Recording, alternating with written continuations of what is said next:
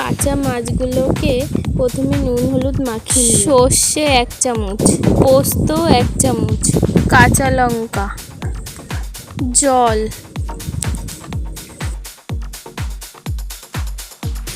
তিনটি উপকরণকে ভালোভাবে বেটে নিলাম মিহি করে। পেঁয়াজ কুচিগুলোকে ভালো করে মিহি করে বেটে নিলাম। হলুদ গুঁড়ো, জিরে গুঁড়ো, পরিমাণ মতো নুন, নুন হলুদ মাখানো মাছ,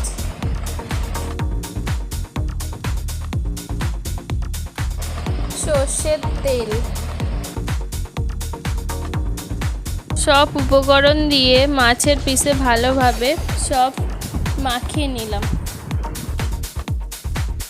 মাখিয়ে রাখার পর 1 ঘন্টা রেখে দিতে হবে।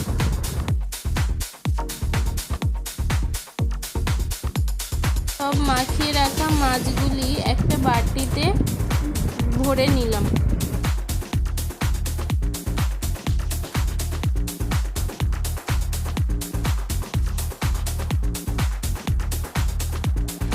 কাঁচা লঙ্কা,